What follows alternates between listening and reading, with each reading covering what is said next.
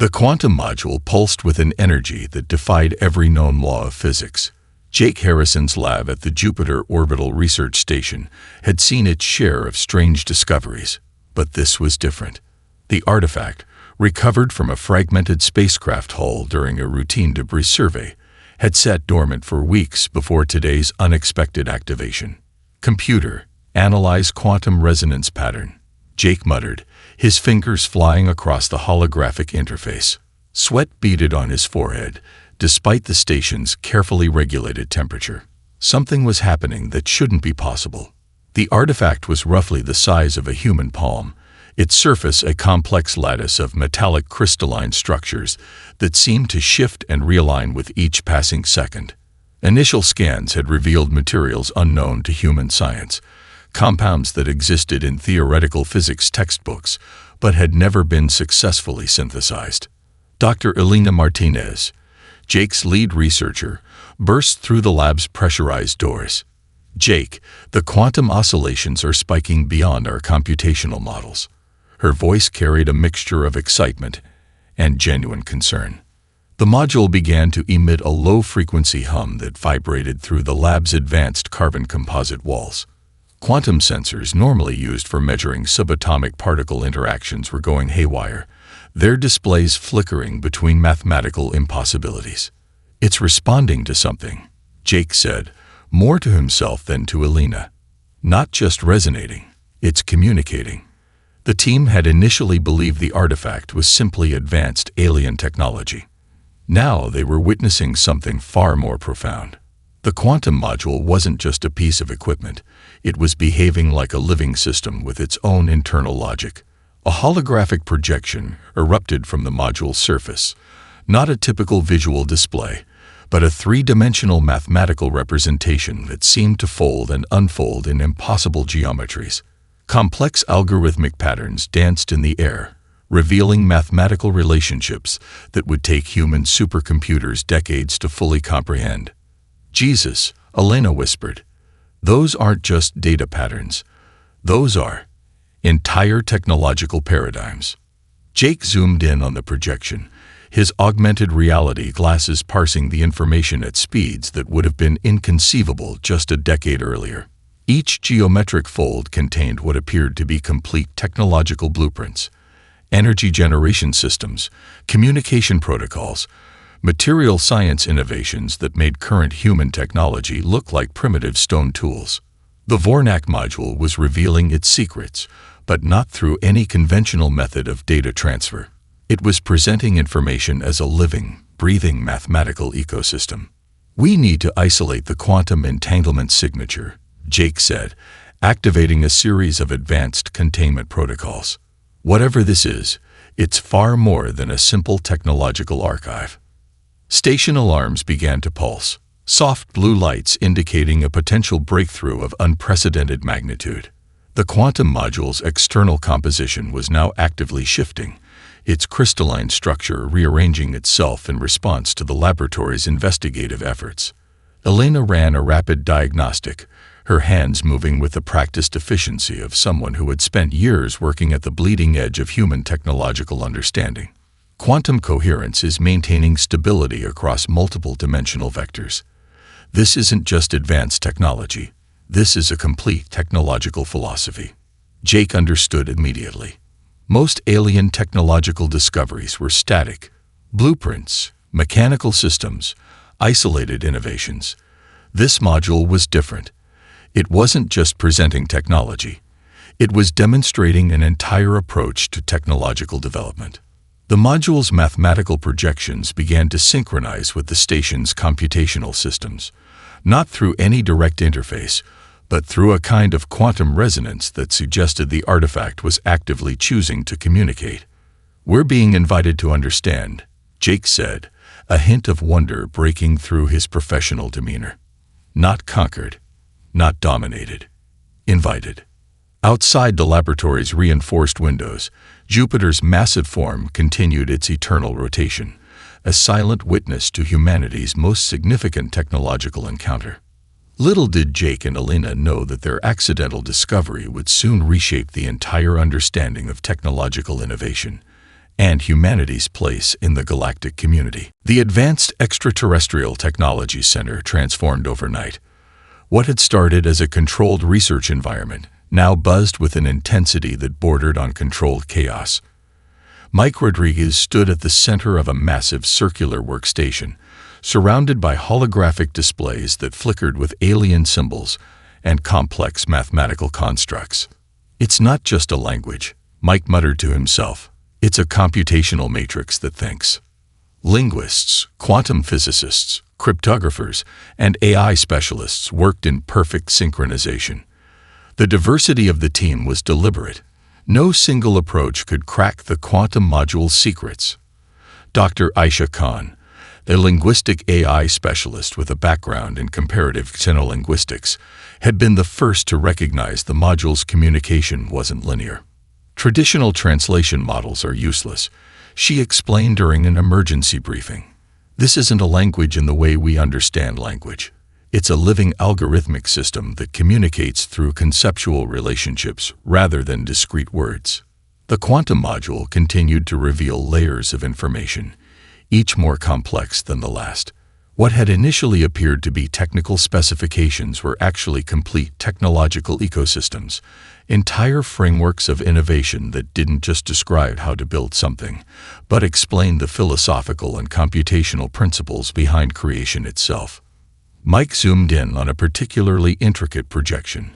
The mathematical structure looked like a living, breathing entity, information that evolved and adapted even as it was being observed. "It's teaching us how to think about technology," he realized.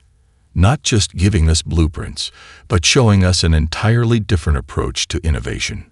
The global scientific community watched with a mixture of excitement and terror. The Vornak module represented more than a technological discovery. It was a fundamental challenge to human understanding of technological development. Dr. Laura Bennett, head of the International Scientific Consortium, understood the broader implications. "This isn't just about reverse engineering alien technology," she told a closed-door UN panel. "This is about understanding an entirely different approach to technological evolution." Early translations revealed startling insights. The Vornak didn't view technology as a tool to be created and used, but as a living system that coexisted with biological entities. Their technological frameworks were more akin to ecological systems, adaptive, interconnected, constantly evolving. One of the most shocking discoveries came from the module's energy generation specifications. Human energy systems were linear and extractive. Burn fuel, generate power, create waste. The Vornak specifications demonstrated energy generation as a symbiotic process, where technological systems didn't just consume resources, but actively contributed to their environment's stability. "It's like their technology breathes," Mike told Jake during a late-night analysis session. Not metaphorically, literally. The global response was immediate and unprecedented. Research centers worldwide began collaborative efforts to understand and adapt the quantum module's principles. Universities restructured entire departments. Technology companies abandoned existing research tracks to pursue the new alien-inspired paradigms. But it wasn't just scientific institutions that took notice. Military strategists, economic planners, and political leaders recognized that this discovery could fundamentally reshape human civilization's technological trajectory. Intelligence agencies worked overtime to prevent potential information leaks. The quantum module's potential was too significant to allow uncontrolled proliferation.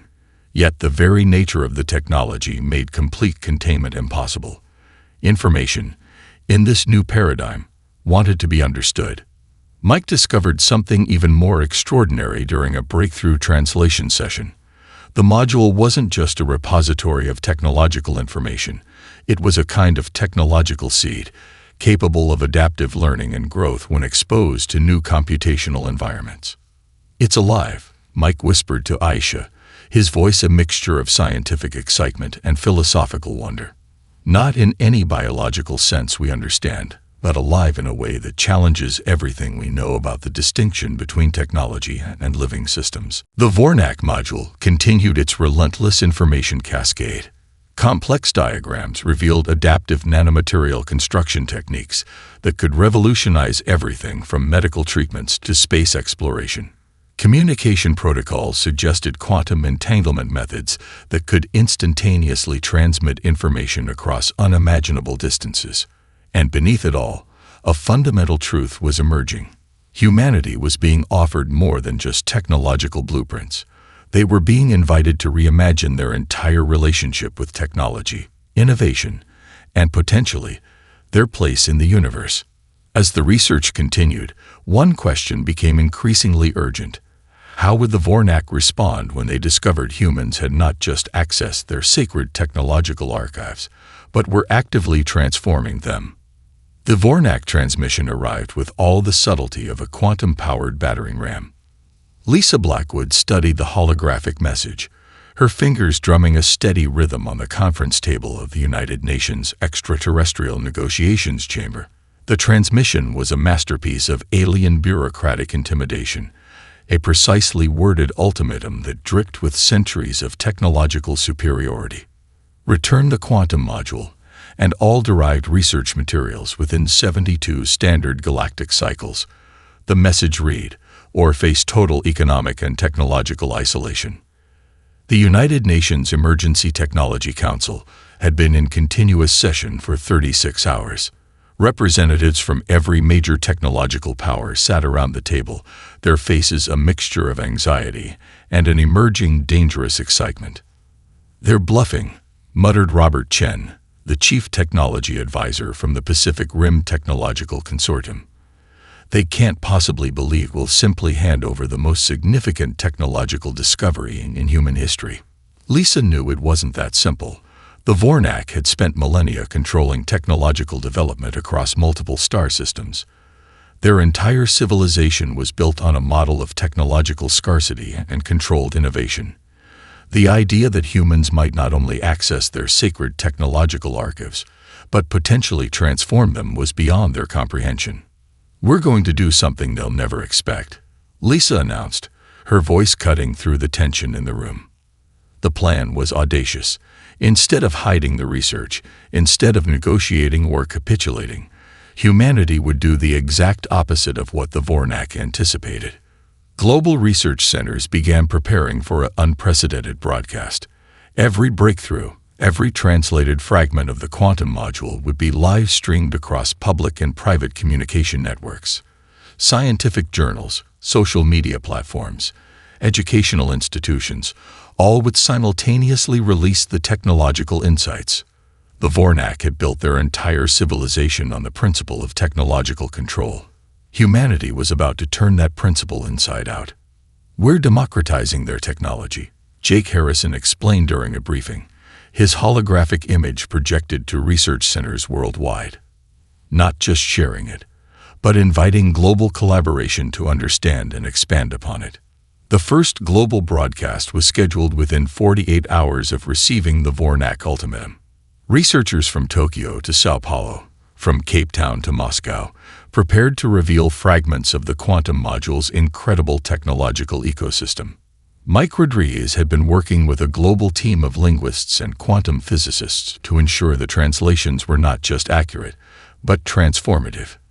They weren't just translating technical specifications, they were reframing entire philosophical approaches to technological development. The broadcast would be more than a scientific presentation. It would be a declaration of humanity's approach to innovation. Vornak monitoring systems would be watching. Every intelligence agency understood the stakes. This wasn't just about a single technological discovery. This was a fundamental challenge to the Vornak's entire model of technological governance. "They believe in vertical innovation," Lisa explained to her strategic team. "Top-down, controlled, hierarchical. We're going to show them horizontal innovation, collaborative, adaptive, democratic." As the countdown to the global broadcast began, tension crackled through global communication networks. The Vornak Diplomatic Corps was already preparing their response. Intelligence reports suggested massive fleet movements near human-explored space, a show of technological intimidation. But humanity had something the Vornak couldn't comprehend. where the alien civilization saw technology as a controlled resource. Humans saw it as a collaborative journey. The first global broadcast began precisely on schedule. Millions of screens across Earth and human-established colonies flickered to life. Research centers, universities, even high school science classrooms became simultaneous transmission points. Fragment by fragment, the quantum module's incredible technological ecosystem was revealed. Energy generation systems that could transform entire planetary infrastructures. Communication protocols that made current quantum entanglement look like primitive smoke signals. Material science innovations that could reshape how humans understood the very concept of construction. And underlying it all was something the Vornak had never anticipated: an invitation to global collaboration. The message was clear. Humanity wasn't just stealing technology. They were reimagining the entire concept of technological development. In orbital stations and planetary research centers, scientists watched with a mixture of excitement and nervous anticipation. The Vornak response was coming, and nothing would ever be the same. Research centers around the world transformed into crucibles of technological innovation. What had begun as a controlled research effort now resembled a global technological renaissance.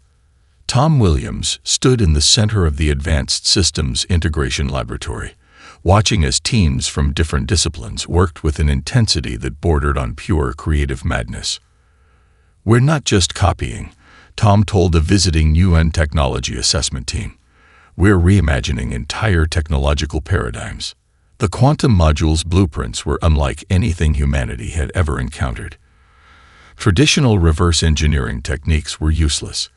Instead, research teams developed what they called adaptive translation protocols, computational approaches that could interpret the alien technological ecosystem as a living, evolving system. In Sao Paulo, a team led by Dr. Maria Santos discovered that the Vornak energy generation specifications weren't just about power production. They were complete ecological interaction systems. Their design suggested technology that didn't just generate energy, but actively participated in environmental stabilization. "It's like the technology breathes with the environment," Maria explained during a global research conference. "Not as a machine, but as a living system." The Canadian Arctic Research Station became ground zero for material science breakthroughs. Adaptive nanomaterials developed from the quantum module's specifications could self-repair, dynamically change properties, and respond to environmental conditions in ways that defied previous scientific understanding. Dr. Ahmed Khalid, leading the material science team, demonstrated a prototype panel that could instantly adapt its molecular structure. When struck, the material wouldn't just absorb impact, it would redistribute energy, learn from the interaction, and modify its own internal structure to prevent future damage. "This isn't just a material," Ahmed told stunned observers. "It's a system that learns and evolves." Quantum communication networks emerged as another breakthrough frontier. Traditional communication relied on sending discrete packets of information.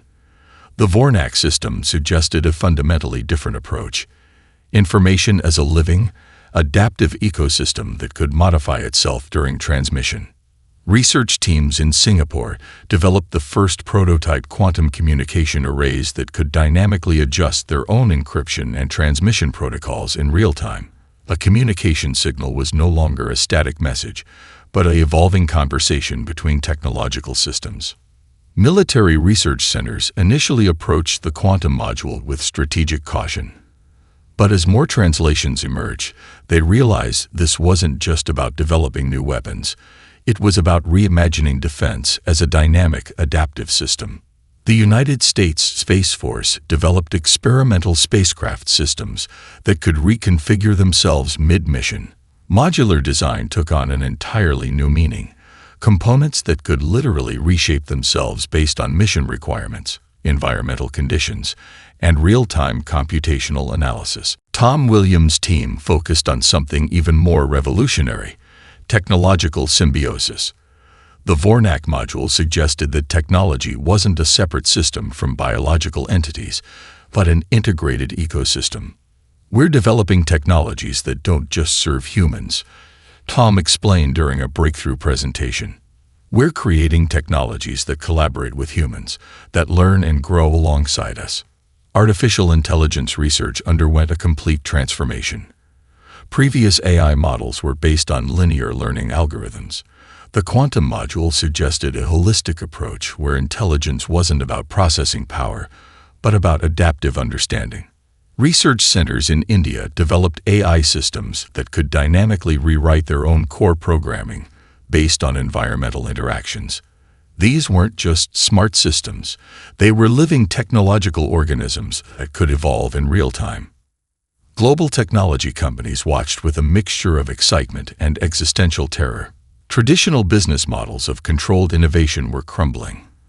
The quantum module suggested a world where technology wasn't a product to be sold, but a collaborative journey to be explored. Open-source technology platforms exploded with activity.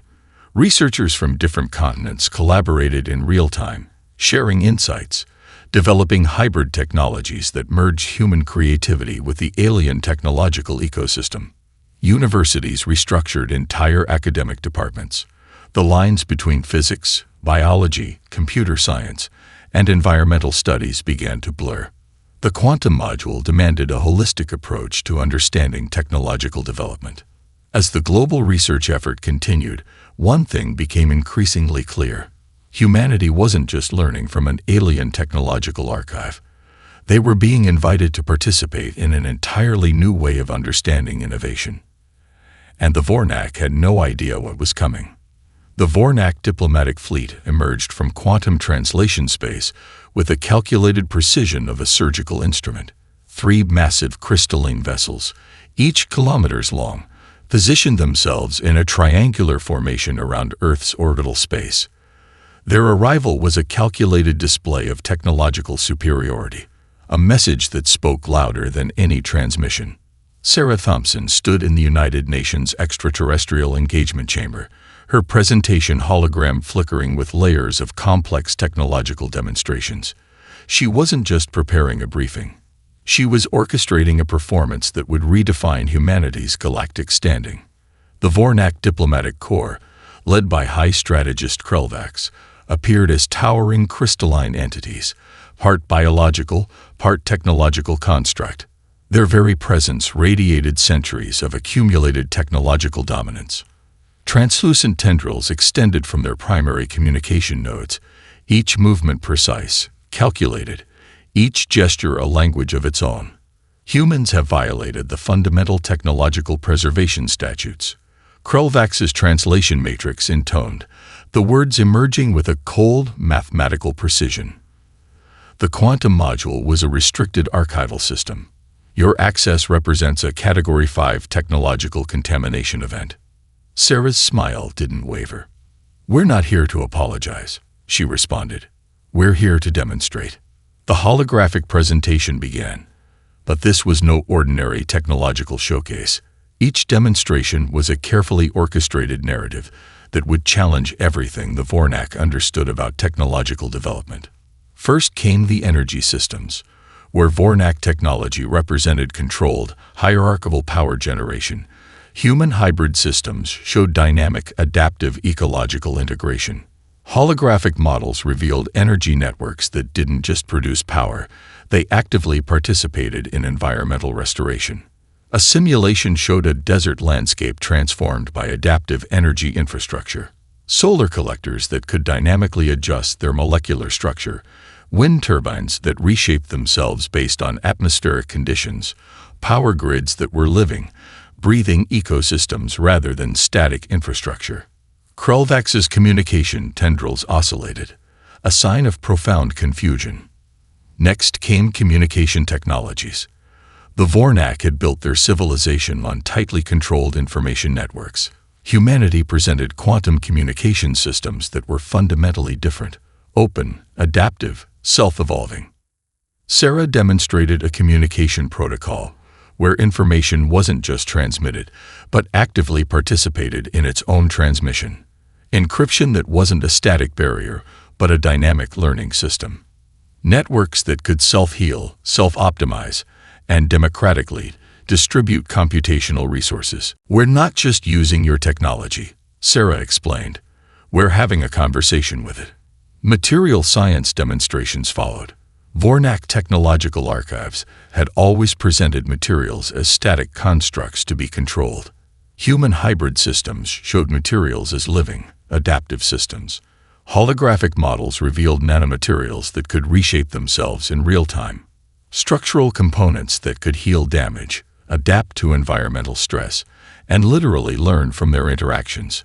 A bridge simulation showed infrastructure that could dynamically adjust to geological movements, temperature changes, even potential damage. The Vornak delegation's confusion transformed into something more dangerous, a growing sense of threat. You do not comprehend the violation you represent, Krelvax responded. Technological development is not a democratic process. It is a controlled ecosystem. Sarah's final demonstration was her most audacious, a complete technological ecosystem that merged human creativity with the quantum module's foundational principles. Not a weapon, not a threat, but an invitation. We're not stealing your technology, she said. We're reimagining what technology can be. The presentation concluded with a stark visualization. Vornak technological development represented a rigid top-down pyramid.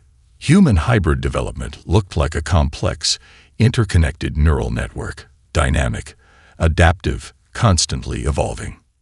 In that moment, the Vornak understood something terrifying.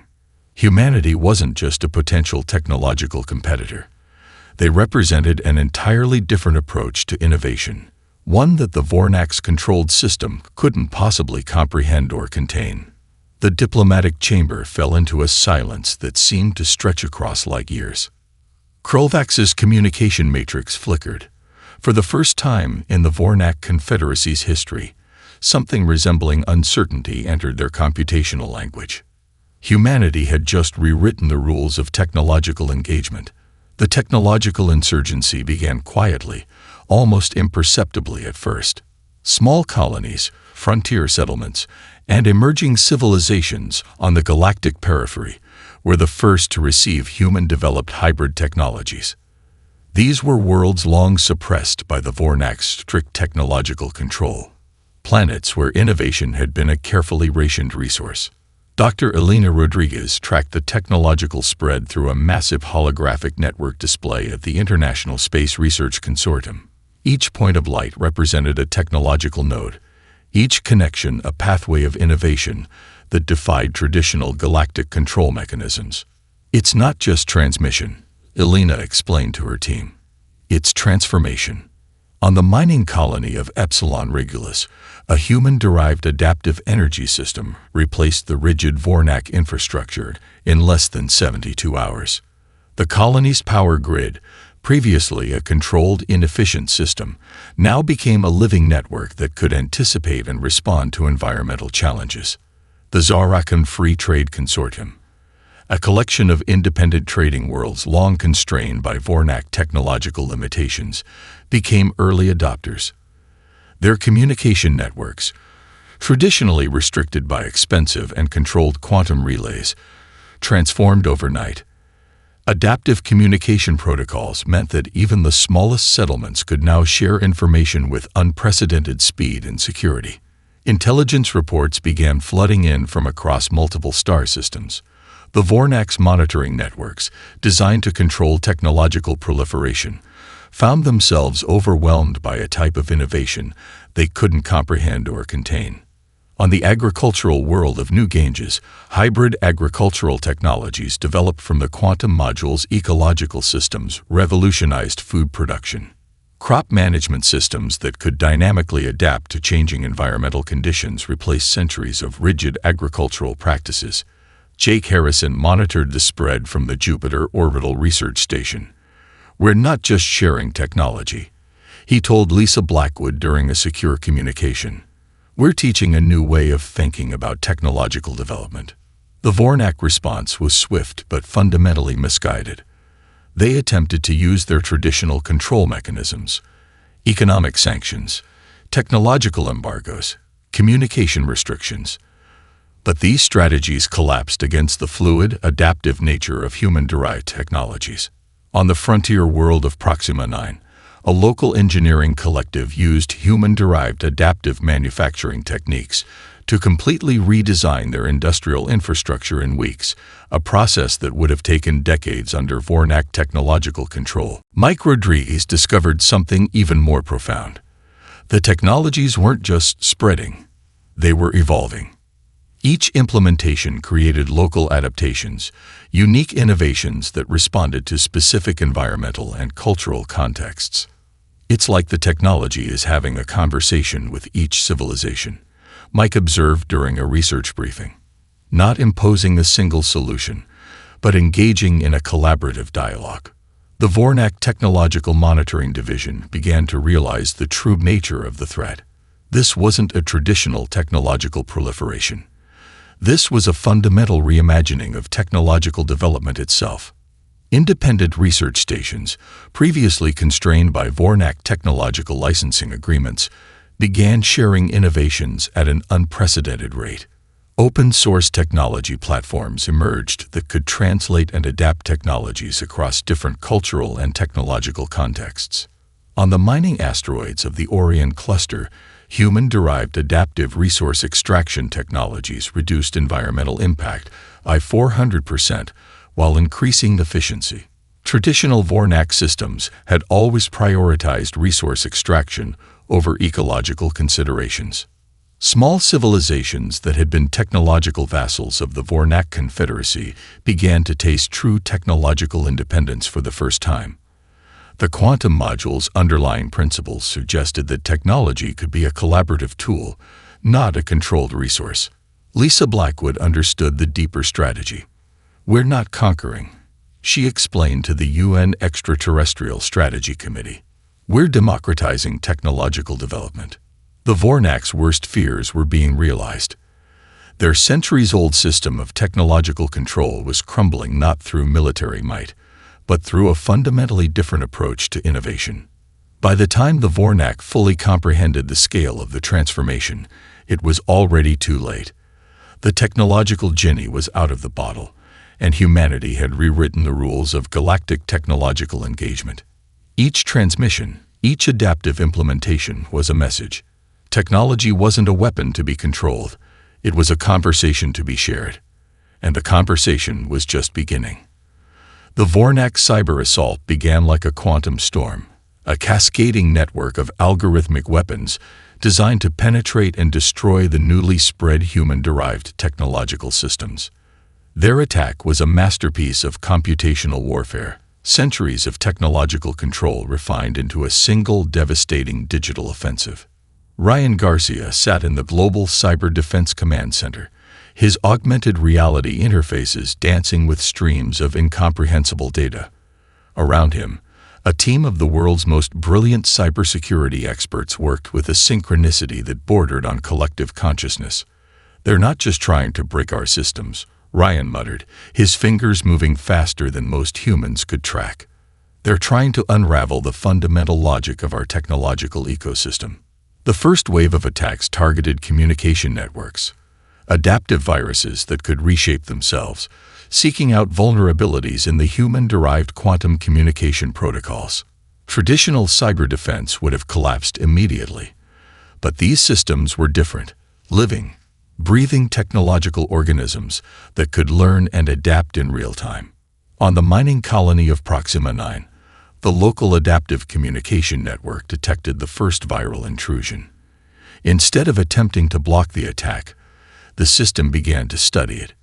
Each viral algorithm was analyzed, its logic dissected, its potential paths of destruction mapped and neutralized.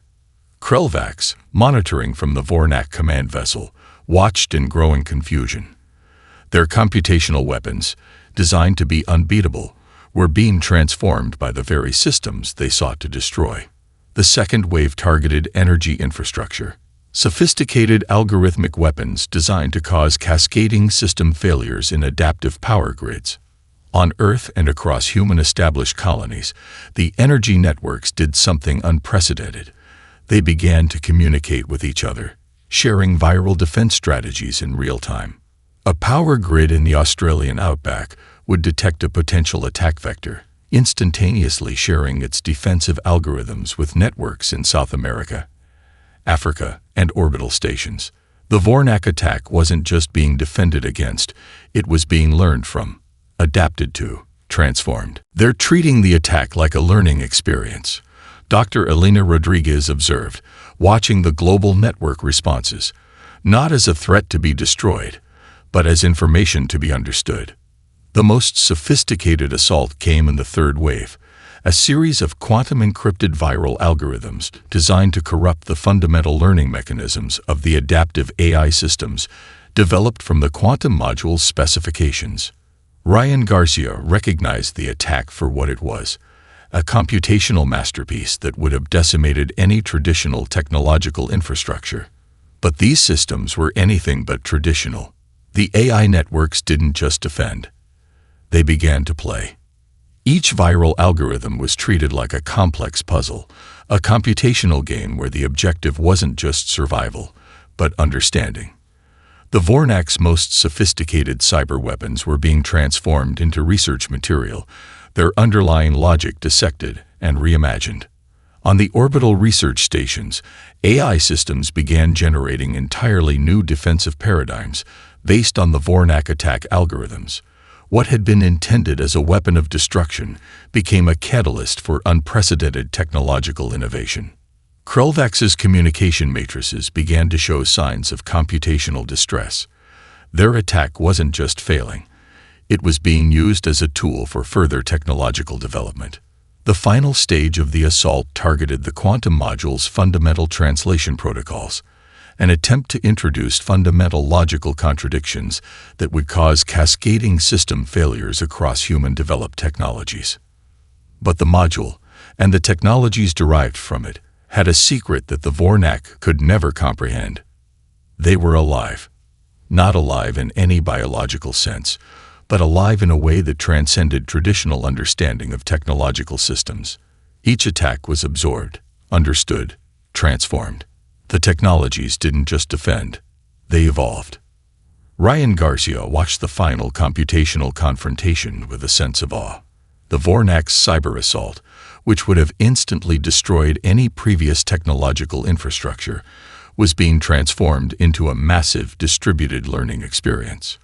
"We're not just defending," Ryan said to his team. "We're having a conversation."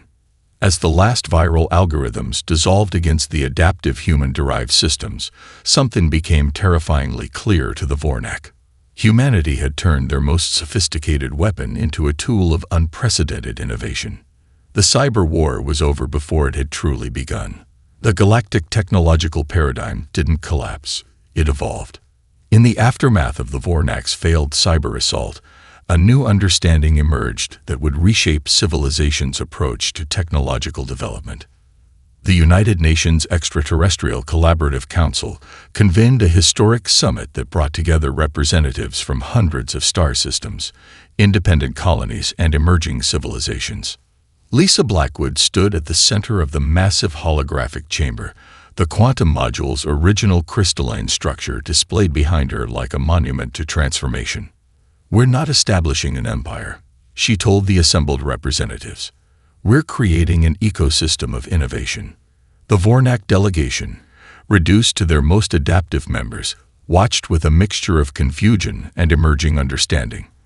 Their centuries-old model of technological control had been fundamentally dismantled, not through military might, but through a radical reimagining of innovation itself.